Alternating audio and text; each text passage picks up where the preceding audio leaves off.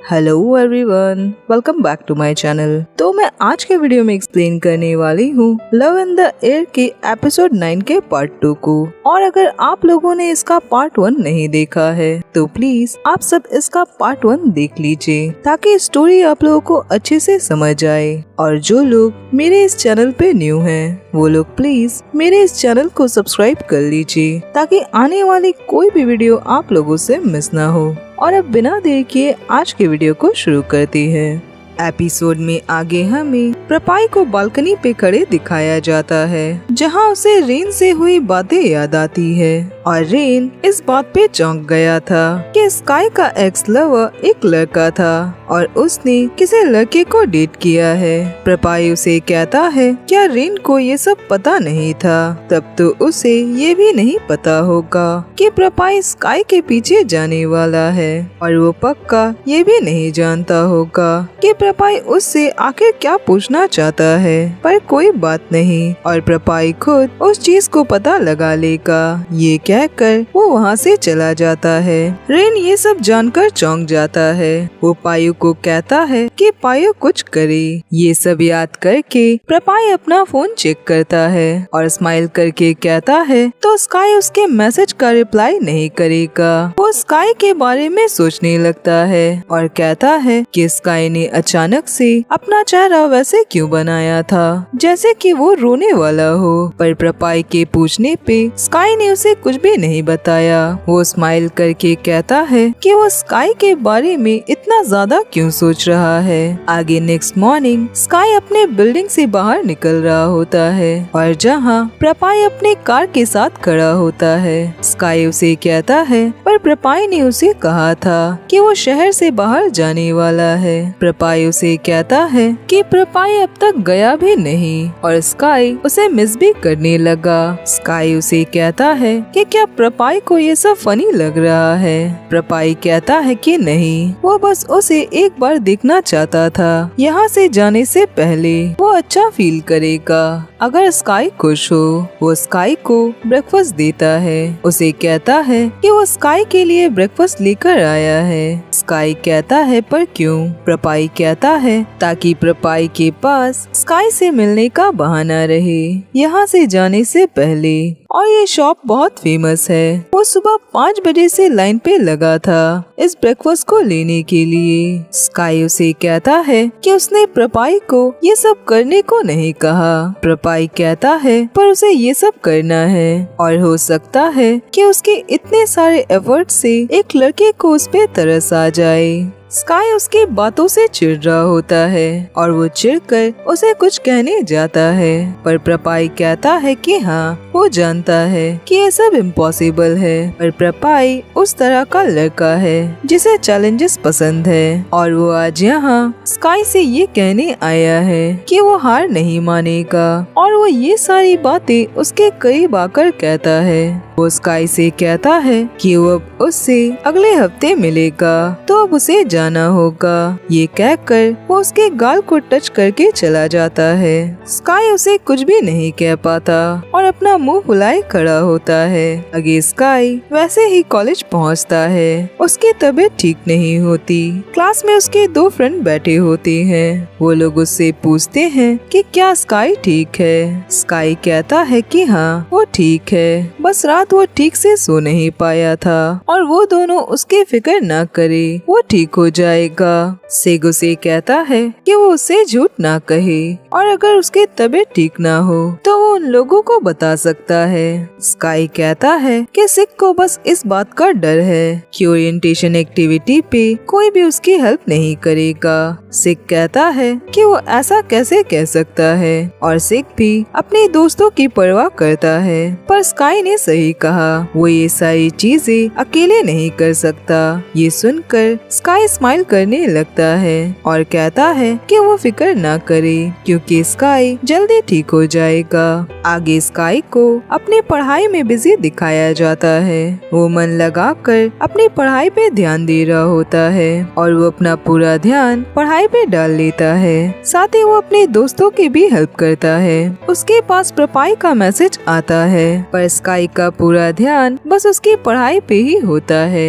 Sky हमेशा classes और college के एक्टिविटीज में बिजी रहने लगता है और उसने मन में एक बात सोच ली होती है। कुछ लोग जिंदगी में आते जाते रहते हैं और सारी चीजें वापस से नॉर्मल हो जाती है। तभी उसके पास प्रपाई का मैसेज आया होता है और एक नए नंबर से कि उसकी ओरिएंटेशन की एक्टिविटी कैसे चल रही है और क्या उसने अपना डिनर किया।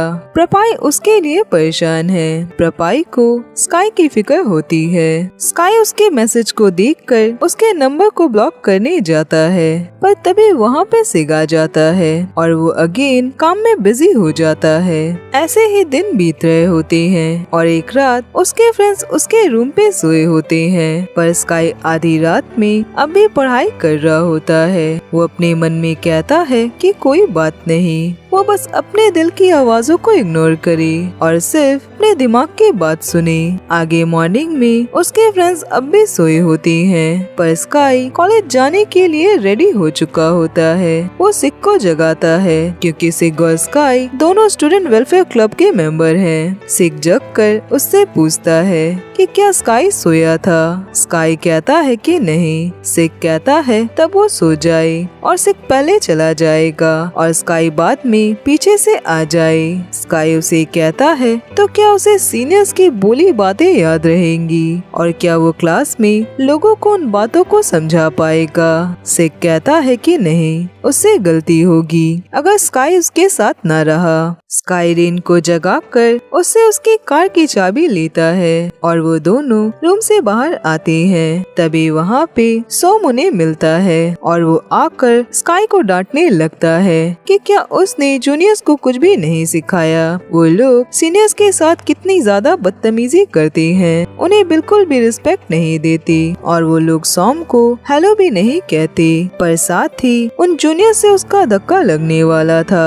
उन लोगों ने उससे माफी तक नहीं मांगा। स्काई उन लोगों को कुछ भी सिखा नहीं पाया। सिग कहता है कि वो शांत रहे और शायद उसके चेहरे और बॉडी को देखकर उन लोगों से गलती हुई होगी और उन लोगों को नहीं लगा होगा कि वो उनका सीनियर है। और ये कहकर वो सोम को छेड़ने लगता है और वो उसे कहता है कि क्या वो उसके गाल या फिर उसके माथे पे किस कर सकता है। उसकी बातों से सोम गुस्सा होने लगता है और स्काई स्माइल करने लगता है। सोम नाराज होकर वहाँ से चला जाता है। स्काई स्माइल कर रहा होता है। सिग उसे कहता है कि वो सोम की बातें अपने दिल पे ना ले। सोम का दिल पायु की वजह से टूटा है और स्काई और रेन क्लोज फ्रेंड है, इसीलिए वो अपना गुस्सा स्काई पे उतार रहा है और सिग सोम को छेड़ते हुए उसके पीछे चला जाता है। स्काई मन में सोचता है कि ये सब स्काई के साथ ही क्यों हो रहा है, पर कोई बात नहीं, सब कुछ ठीक हो जाएगा। आगे रात में स्काई को सोए दिखाया जाता है और उसे अब भी वही गंदे बुरे सपने आ रहे होते हैं। वो नींद में रो रहा होता है। वो बहुत डरा होता है। वो चीख कर घबरा कर उठ जाता है और रोने लगता है, पर वो अपने आंसू पोंछकर खुद को संभालता है और कहता है कि सब कुछ ठीक हो जाएगा, ये सारे दिन बीत जाएंगे और स्काई को कुछ भी नहीं होगा। तभी उसके पास कॉल आने लगता है और स्काई जोर जोर से रोने लगता है। वो रोकर कहने लगता है कि प्रपाई उसे कॉल और मैसेज करना बंद करे, वो उसे अकेला क्यों नहीं छोड़ देता। प्रपाई उसके लाइफ में न आए और स्काई को किसी की भी जरूरत नहीं है। ये कहकर वो जोर जोर से रोने लगता है। आगे नेक्स्ट मॉर्निंग हमें कॉलेज का सीन दिखाया जाता है, जहाँ क्लासरूम में रेन अपने फ्रेंड्स के साथ बैठा बातें कर रहा होता है और सिग उन्हें बता रहा होता है कि आजकल सोम हर बातों पे कैसे गुस्सा हो जाता है। रेन कहता है कि ये तो कुछ भी नहीं और वो हमेशा रेन को देखते ही ऐसा चेहरा बनाता है जैसे कि रेन ने उसके डैड को मारा हो। उनका एक फ्रेंड कहता है कि ये सब इसलिए क्योंकि रेन और पायु कपल है और ये बात सोम से बर्दाश्त नहीं होती, वो इसीलिए उससे नफरत करता है। तभी स्काई क्लास में आता है। उसकी तबीयत बहुत ज्यादा खराब होती है। उसके फ्रेंड्स उससे पूछते हैं कि क्या वो ठीक है। रेन उसके पास जाकर देखता है कि स्काई को बहुत तेज फीवर होता है, पर स्काई कहता है कि वो ठीक है, उसने दवा ली है। तभी उसकी आंखों के आगे सब कुछ धुंधला होने लगता है और वो अचानक से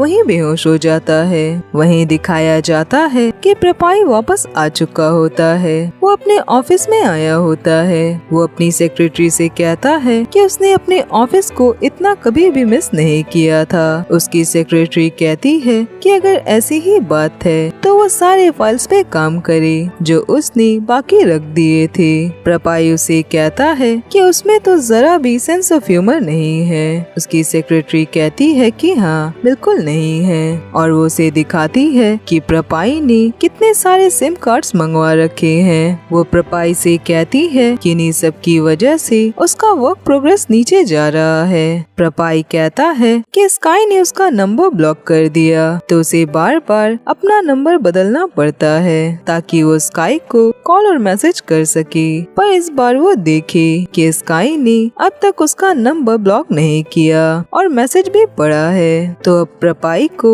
स्काई को कॉल करना चाहिए क्योंकि वो उसकी आवाज सुनना चाहता है। ये कहकर वो स्काई को कॉल लगाता है। कॉल पिक होते ही वो खुश हो जाता है और कहता है कि फाइनली स्काई ने उसका कॉल पिक किया। कॉल पे सामने रेन होता है। वो कहता है कि स्काई की तबीयत बहुत ज्यादा खराब है तो प्रपाई अभी हॉस्पिटल चला आए। ये सुनते ही प्रपाई भागकर वहाँ से निकलता है। वो जल्दी जल्दी में कार ड्राइव कर जा रहा होता है। वो बहुत ज्यादा परेशान होता है और रेन ने उसे बताया होता है कि स्काई क्लास में बेहोश हो गया था और उसे बहुत तेज फीवर था और अच्छी बात ये थी कि वो लोग उसके आसपास थे।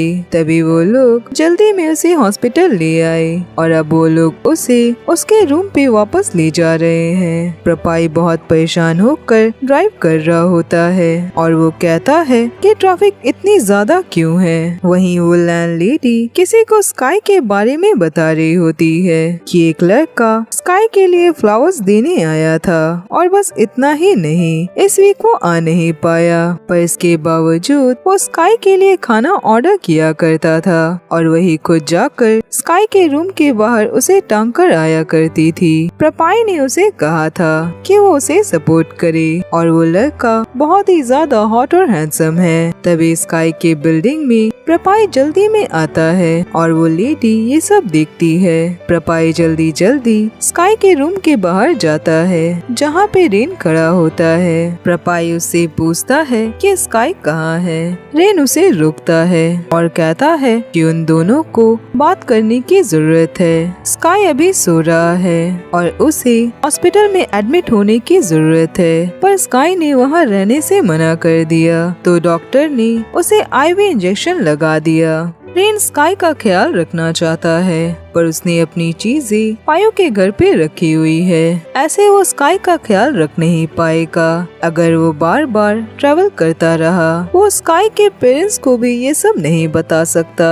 उसकी मॉम अब्रॉड में रहती है और उसके डैड दूसरे शहर में तो वो अब प्रपाई पे भरोसा करता है। ये कहकर वो स्काई की रूम की चाबी उसके तरफ बढ़ाता है। प्रपाई उसे प्रॉमिस करता है कि वो स्काई के साथ कुछ भी नहीं करेगा। रेन थोड़ा हिचकिचा रहा होता है पर वो प्रपाई को चाबी दे देता है और कहता है कि उसने स्काई को प्रपाई के हाथ में सौंपा है और अगर स्काई को होश आए तो वो रेन को जरूर कॉल करे। प्रपाई रूम के अंदर जाता है जहाँ स्काई सोया होता है। वो उसके पास जाकर बैठता है और स्काई के गाल पे हाथ रखकर उसका फीवर चेक करता है। वो उसके गाल में प्यार से हाथ फेरता है और स्माइल करके कहता है कि किसने कहा कि ये सब बस सेक्स की वजह से है और अगर ऐसा होता तो प्रपाई उसके लिए इतना परेशान क्यों होता। वो स्काई के करीब आकर उसे प्यार से देखने लगता है। वो जैसे ही अपने स्लीव्स को फोल्ड करने के लिए हाथ हटाता है स्काई उसका हाथ पकड़ लेता है और उसे रोते हुए कहता है कि वो स्काई से दूर न जाए। प्रपाई उसके करीब आकर और उसे कहता है कि वो यही है उसके पास और वो कहीं भी नहीं जा रहा। ये कहकर वो उसका हाथ पकड़कर उसे अपने करीब लेता है और कहता है कि उसे स्काई के बॉडी को क्लीन करना होगा पर स्काई उसका हाथ और भी जोर से पकड़ लेता है और कहता है कि वो कहीं भी ना जाए। प्रपाई उसके करीब आकर उसे अपनी बाहों में ले लेता है और उसे कहता है कि उसे बस ये जानना है कि स्काई किसके बारे में इतना ज्यादा सोच रहा है, जिसे सोचकर वो प्रपाई को खुद से दूर जाने नहीं दे रहा। स्काई नींद में अपने डैड को पुकारने लगता है। प्रपाई स्माइल करने लगता है और कहता है कि क्या सच में वो किस बात पे पहले हंसे, ये स्काई उसे अपना डैड समझ रहा है या प्रपाई ने अभी अपने होने वाले बॉयफ्रेंड के डैड को बुरा भला कहा। ये कहकर वो अपना सर प्यार से स्काई के चेहरे पे रखता है और कहता है कि स्काई ने प्रपाई को बर्बाद कर दिया। वो स्काई के करीब आकर कहता है कि क्या स्काई चाहता है कि प्रपाई उसे जोर से हक करे। वो उसके और ज्यादा करीब आ जाता है और कहता है कि क्या वो उसके बालों को सहलाए। ये कहकर वो अपना हाथ स्काई के सर पे रखता है और उसके माथे पे किस करता है और कहता है कि क्या वो स्काई को किस करे, पर स्माइल करके कहता है कि वो स्काई को और तंग नहीं करेगा। स्काई उसे जोर से हक कर लेता है। प्रपाई कहता है कि बीमार होने के बाद भी वो इतना प्यारा क्यों लग रहा है, पर स्काई की आंखें हमेशा हेल्प के लिए रोती क्यों रहती है और प्रपाई स्काई की हेल्प कैसे करे। ये कहकर वो अपना चेहरा स्काई के करीब करता है। आगे वो स्काई के कपड़ों में बात लेकर बाहर आता है और उसने स्काई की बॉडी को क्लीन कर दिया होता है और ठंडे पानी की पट्टी उसके सर पे रखी होती है। वो कहता है कि उसने कभी भी अपने भाई बहन का भी ऐसे ख्याल नहीं रखा। उसे तो भरोसा भी नहीं हो रहा कि उसने बेडशीट चेंज किया और स्काई की बॉडी को साफ किया। ये कहकर वो स्माइल करने लगता है और कहता है कि शायद स्काई ने यही सोचा होगा कि प्रपाई बस उसके साथ सोना चाहता है, पर वो ये बात कसम खाकर कहता है कि प्रपाई ने अपनी जिंदगी में कभी भी किसी का इतने अच्छे से ख्याल नहीं रखा। ये कहकर वो स्काई के करीब आने लगता है, पर वो अपने आप को रोकता है और कहता है कि उसने रेन से वादा किया। ये कहकर वो उठकर स्काई की चीजों को ठीक से रखने लगता है और सारे कपड़े लेकर वो कपड़े धोने चला जाता है। आगे दिखाया जाता है कि जिस सुबह वो स्काई से मिलने आने वाला था और वो रेडी हो रहा था, वो अपने फोन पे देखकर कहता है कि क्या स्काई उसके मैसेज या कॉल का जवाब नहीं देगा और स्काई चाहे प्रपाई को कितना भी इग्नोर करे, पर प्रपाई स्काई को जाने नहीं देगा और वो बार बार प्रैक्टिस करता है कि वो स्काई का नाम प्यार से कैसे पुकारेगा। और इसी के साथ ही ये एपिसोड यहीं पे खत्म होता है। फ्रेंड्स, आज के लिए बस इतना ही और अब मैं मिलूंगी नेक्स्ट वीडियो में। तब तक अपना ख्याल रखिए।